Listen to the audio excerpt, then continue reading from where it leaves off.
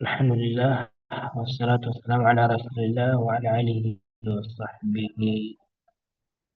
وبعد. السلام عليكم ورحمة الله وبركاته. وعليكم السلام ورحمة الله آه، وبركاته. Assalamualaikum warahmatullahi taala wabarakatuh.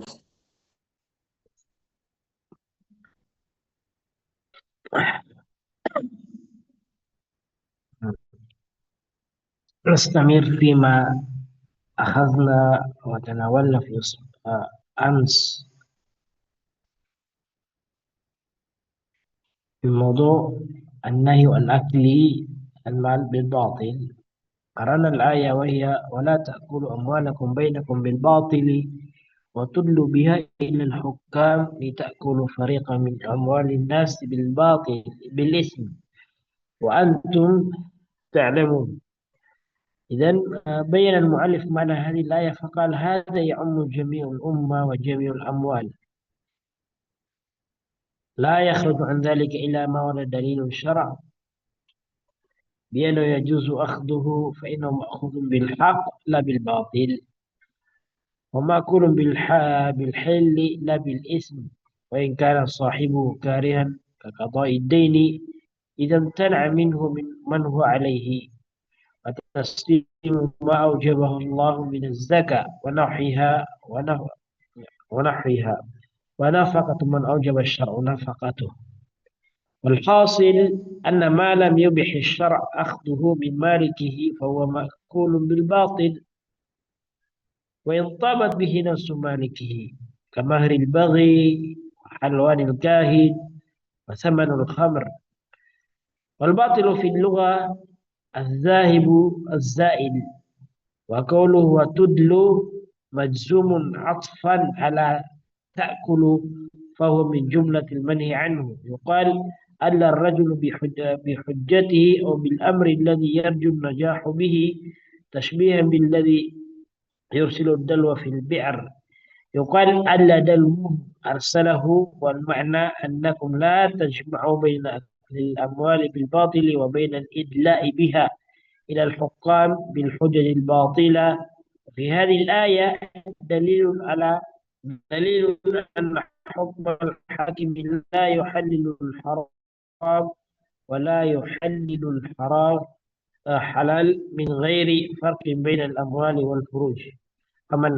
فمن حكم له القاضي بشيء مستند في حكمه إلى شهادة زور أو يمين فجور فلا يحل له أكله، فإن ذلك من أكل أموال الناس بالباطل.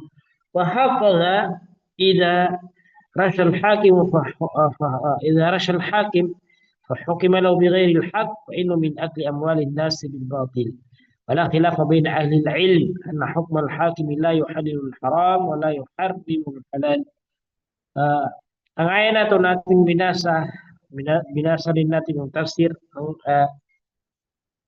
yung tafsir niya. Itong ayat na to, sabi ng muallif, itong sinabi ng Allah Subhanahu wa Ta'ala, wala taqulu amwalakum bainakum bil batil, huwag niyong kainin ang yaman o pagmamayari ng iba sa inyo, ah, sa inyo sa pamamagitan ng batil, hindi makatarungan o di kaya ah, hindi hindi kang kainin yung ah, pagmamayari ng iba sa inyo na hindi makatarungan, bigay hindi pinahintulot ng Allah Subhanahu wa Ta'ala. Wala tudlu biha ilal hukam, itong watudlu biha ilal hukam, ito daw imatuf sa wala ta'kulu, ibig sabihin, wala ta'kulu amwalakum bainakum bil batil, wala tudlu biha ilal hukam. Ganon din pinagbabawa ng Allah Subhanahu wa Ta'ala sa atin na magbigay tayo ng suborno, magbigay tayo ng rashwa, uh, uh, magbibigay tayo ng rashwa pa sa mga qadi, yung mga attorney o mga judge, ganun, magbibigay tayo sa kanila ng rashwa para tayo ay yung manalo kumbaga uh, sa korte o di kaya magbibigay tayo sa hak sa mga qadi o judge. Yun na ito, ibibigay ko ito sa iyo bilang legal para mabago yung kanyang hatol yun ay pinagbabawal. Sinabi ng Allah subhanahu wa ta'ala, وَتُدْلُوا بِهَا إِلَى الْحُكَّامِ وَلَا تُدْلُوا بِهَا إِلَى الْحُكَّامِ. Ganun, pinagbabawal na tayo magbigay ng rashwa o magbigay ng suborno sa mga naghahatol, yung judgment na yan o attorney anumang may hawak ng hukom sa dalawang magpanig na Musliman o Kristiyano. Sinabi ng Allah subhanahu wa ta'ala, وَتُدْلُوا بِهَا إِلَى الْحُكَّامِ لِتَأْكُلُوا فَرِيقًا مِنْ أَمْوَالِ النَّاسِ.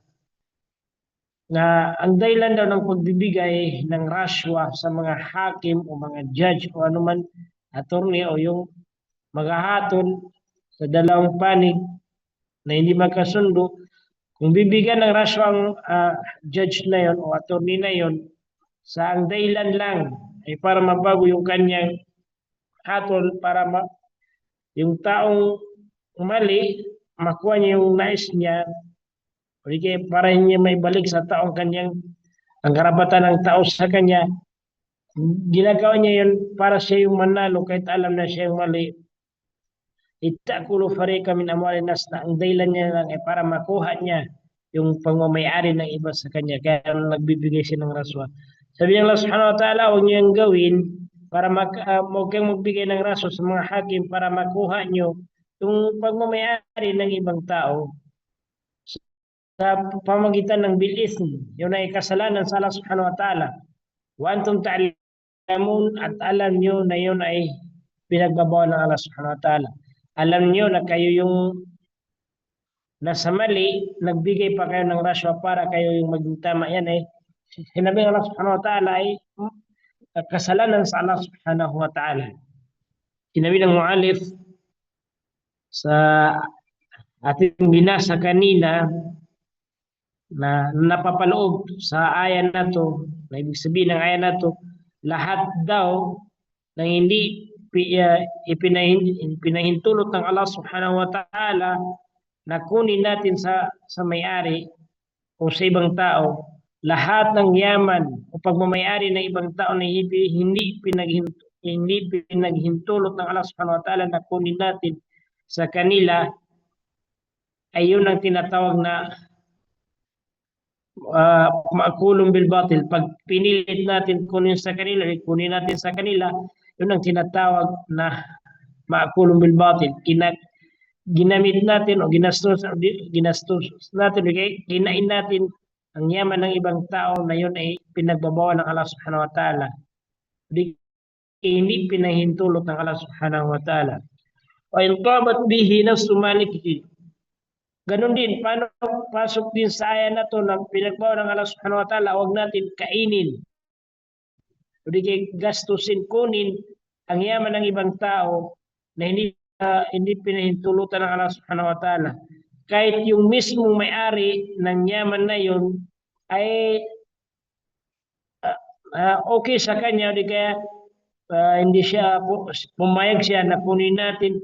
Pero kung hindi pinahintulot ng Allah subhanahu wa ta'ala, ay bawal din natin kunin, dahil yun ay tinatawag din na aklul mal batil, pagkain ng yaman o pagkuha ng yaman na hindi pinahintulot ng Allah subhanahu wa ta'ala. Halimbawa, sabi ng muallif, kamahril baghi, yung mga babae na nagpapagamit sa mga lalaki na hindi sila kasal. Kung yung mga lalaki may binibigay sila na bayad sa mga babae na yun, tapos yung babae na yun, bigyan tayo ng kanyang kinita sa ginawa nilang masama o ginawa nilang kalaswa ng lalaki na yun, yun ay pinagbabawal sa atin din, sabi ng muallif, dahil yun ay hindi pinahintulot ng Allah subhanahu wa ta'ala ang gawain na yun. Kaya pinagbabawal sa atin, bawal din sa atin na kainin o kunin ang magmumula sa ganong tao. Wahilwanul kahin, ganon din. Kung may mga kahin o ang ibig sabihin ng kahin, yung mga taong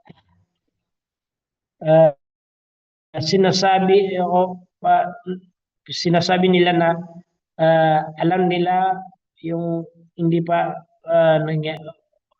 kumbaga, sabi, may nawala, to sabi, halimbawa, yung mga tao na ang gawin nila, pag may nawalang bagay, pupunta sila ng tao, tanong kung ano yung nangyari sa punto, sino nakakuha, sila ay sinasalab doon, pero yun ang gawin nila, yung uh, hindi ilmu ghaib. Parang yung hindi nila nakita o yung hindi nila alam ay parang sinasabi nila ganun. Sabi ng Allah subhanahu sabi ng ganun din yung mga nagmula kanila na ganun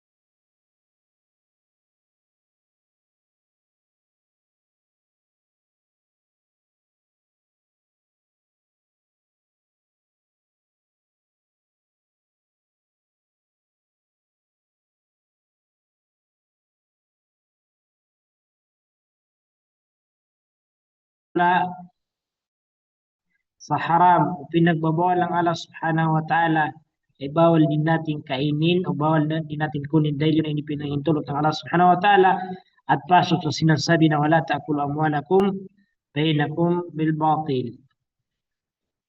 Yun ang ibig sabihin ng muallif sa na napapaloob sa aya, ibig sabihin ng aya ng binasa natin kanina. Sabi ng muallif rahimahullah wa tullu yung sabi ng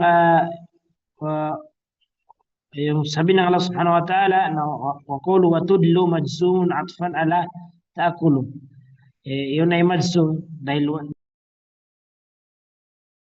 bil hukam, itong sinabi ng Allah subhanahu wa ta'ala wa tudlu biha ila al-hukam, yan daw ay majzumun atfan, ibig sabihin yan ay ma'tus sa wala ta'kulu wala tudlu. Yun ang ibig sabihin ng ayat na yan na binanggit ng Allah subhanahu wa ta'ala. Ibig sabihin bawal kainin ang yaman o pagmayari ng ibang tao sa pamamaraan na mali o hindi pinahintulot ng Allah subhanahu wa ta'ala.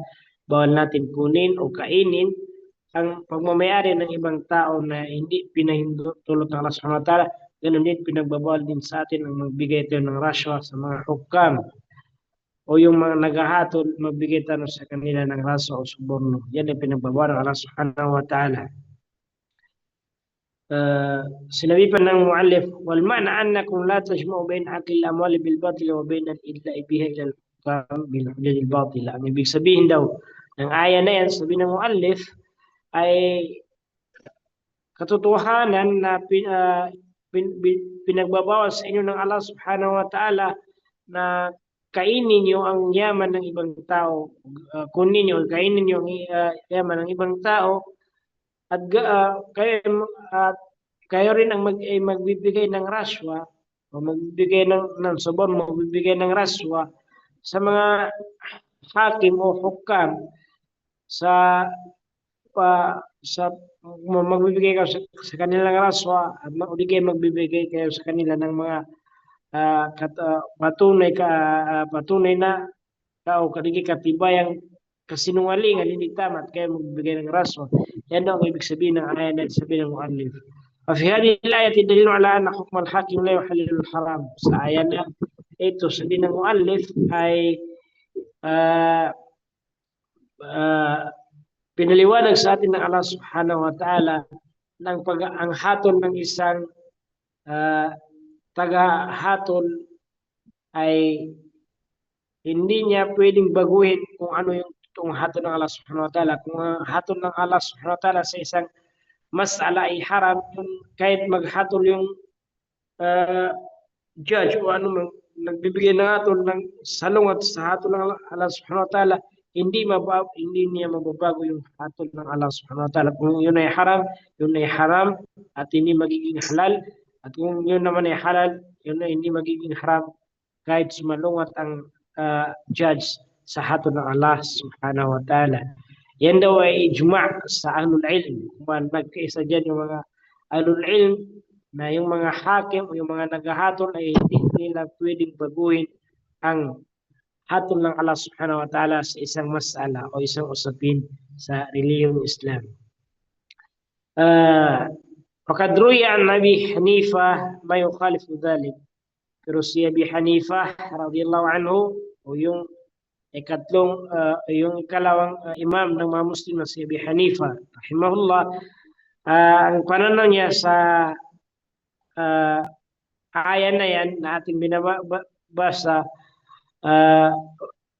ay kung ano yung hatol ng judge, yun na talaga ang dapat natin sundin. Yan sabi ng mu'allif na Faqad ruwiya Abi Hanifa ma yukhalifu dhalika wa huwa mardud. Yung pero itong pananaw ni Abu Hanifa na kanyang pinahayag ay mardud, hindi pwedeng sundin o hindi pwedeng tanggapin dahil ito ay salungat sa napag-isahan ng mga ahlul ilm. Di kaya salungat ito sa kitab ng Allah subhanahu wa ta'ala, yung napapaloob sa Quran ng Allah subhanahu wa ta'ala na hatol at napapaloob sa sunan ng Propeta sallallahu alaihi wasallam ay inisang-ayon sa pananaw ni Abi Hanifa na kung ano yung hatol ng isang judge, yun ay ang dapat sundin. Kundi sabi ng mu'allif, ang pananaw ni Abu Hanifa ay hindi katanggap-tanggap.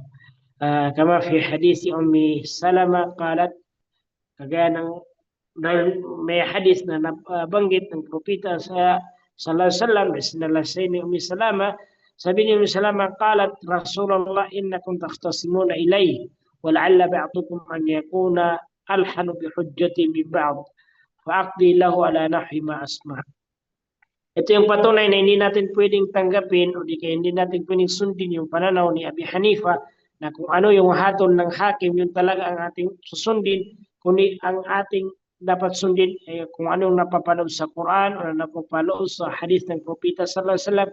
Yun ay kung ano yung hatol ng Allah, kahit baguhin yun ng hakim, yung hatol ng Allah ay hindi natin pwedeng tanggapin ang hatol ng hakim dahil sa pagbago niya sa hatol ng Allah subhanahu wa ta'ala.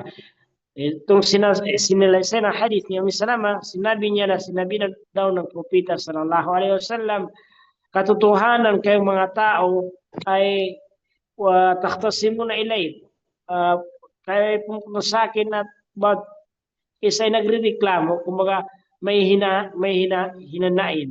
Iba yung isa nagsasabi na kumbaga ako ay may karapatan kay fulan na gusto kong makuha. Ganon din yung ibang tao yung kabilang panig na ganon yung sinasabi. Nakong takhtasim na layab, kumbaga kayo ay naghahain ng yung mga problema. Sinabi ng Propeta na kayo pumunta sa akin na kayo hindi nagkakaisa, takhtasim na ilayya wala'alla ba'dukum an yakuna alhanu bi hujjatihi min ba'd. Minsan sabi ng Propeta sallallahu alaihi wasallam, nangyari ng yung isa sa inyo ay wala'alla ba'dukum an yakuna alhanu bi hujjatihi min ba'di fa'aqdi lahu. Minsan yung iba sa inyo ay hindi maganda yung pagpapaliwanag niya sa kanyang mga katibayan o kumaga mali. Kahit yung tama pero hindi magaling magsalita.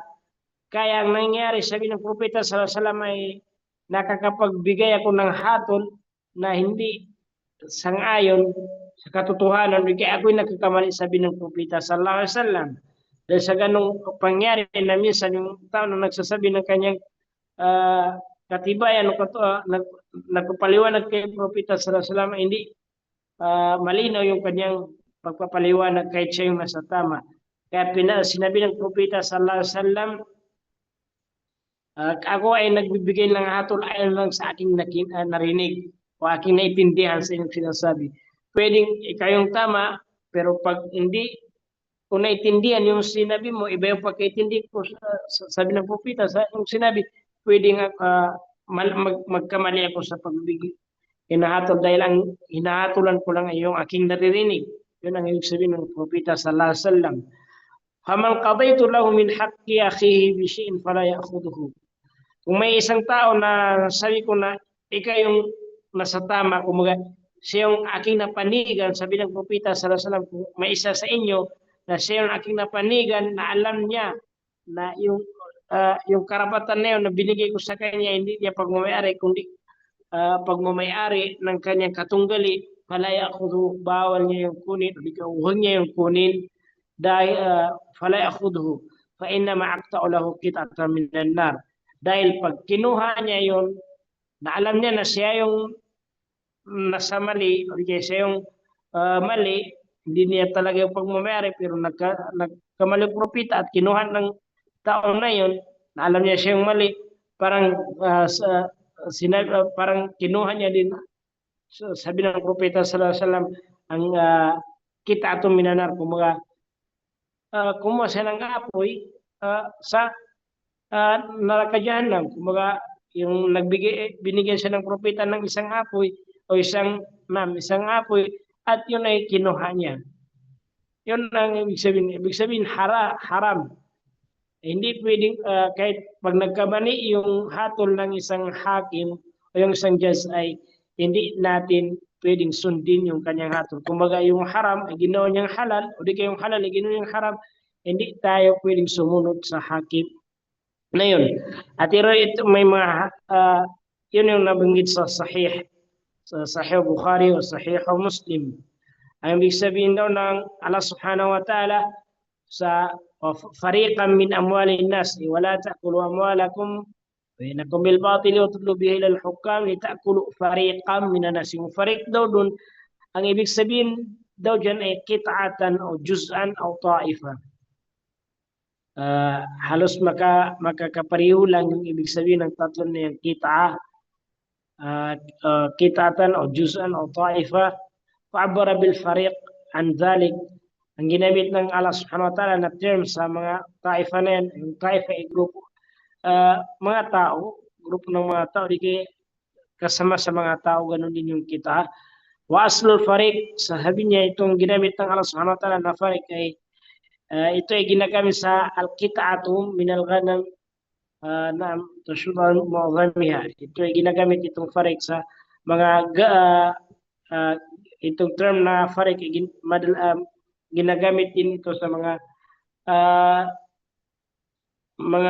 ganam o yung kambing na nahiwalay sa karamihan kambing, humiwalay, tinatawag silang fariq. Kaya ibig sabihin itong fariq ay kit'atun o juz o ta'ifa. Fakila fil kalami takdimun wa ta'khirun. Ganun din sinabi ng mu'alif sa aya na to na fariqan min amwalin nas ay litakulu fariqan min amwalin nas, ay nagkaroon daw dyan ng takdim wa ta'khir. Yan ay napag-aralan nyo sa nahu, yung ta'khir wa takdim.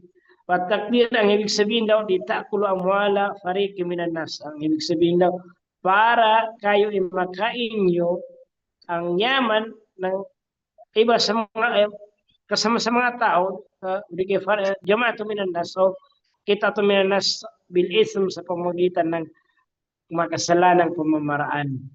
Wasumya dhulmul udwan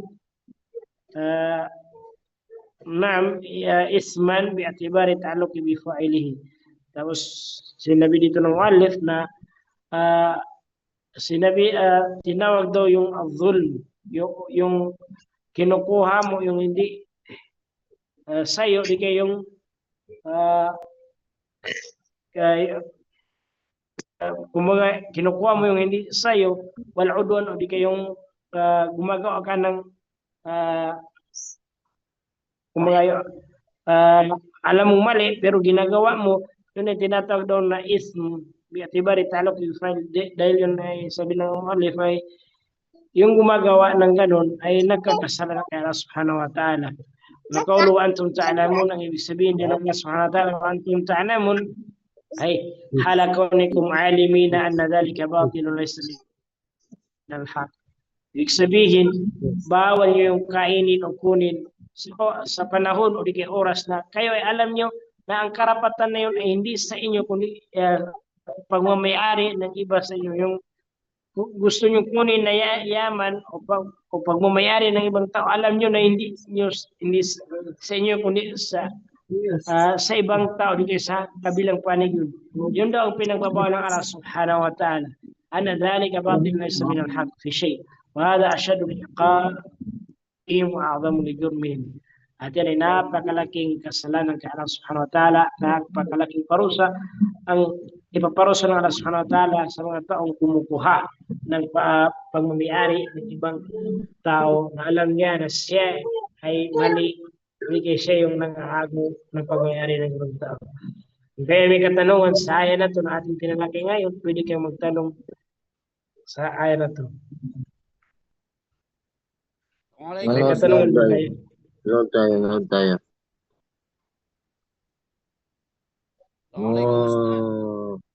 Alaikum salam wa barakatuh. Itong ustadi wa intabat bihi nafsun malikihi kamahar al-baghi wa hilwan al-qahin. Halimbawa yung mga nagbibenta ngayon ng droga na nagsasadaka naman, pareho lang ba dito na hindi natin tatanggapin? Kung sinabi mismo na yun ay halaga ng droga, ay bawal mong kunin. Pero kung hindi naman pinaliwanag sa iyo, kung yung may nagmula sa Ustad, hindi kung magbibigay sila ng sadaka, maaruf kasi yung tao, hindi naman niya sinabi, pero maaruf yung tao na yun na talagang nagbibenta talaga. Maaruf siya. Wala na ba siyang hanap buhay na iba o di kaya wala na ba siyang pagmamayari na nagmula sa kanyang mga gulang at yun ay nagmula sa halal o puro lahat haram? Yun lang yung kanyang yun lang yung kanyang kinikita. Maaruf talaga siya na gano'n. Pero laging nagbibigay ng sadaka, minsan sa mga ustad pa. Pero hindi naman yan nilinaw na ito ay mula sa binta ko ng ano hatol doon, ustad. Kung ang hatol diyan, kung mayaman siya, may-ari siya na nagmula sa halal, pwede natin kunin yun at isipin natin yun ay mula sa kanyang kinikitang halal. Pero kung lahat haram, pati lahat yung kanyang lahat ng kanyang yaman o lahat ng kanyang kinikita ay puro haram, wala nang nahalo sa kanyang kinikita na halal, yan ay mas mainam na wag na lang natin tanggapin dahil sa aya na ito na pinagbabawa ng Allah subhanahu wa ta'ala. Ganon din itong nabanggit dito sa una, mahril baghi, halwanil kahin, wa thamanil al-khamr. Jazaak khair, ustad. Wa iyyakum, barakallahu fiik.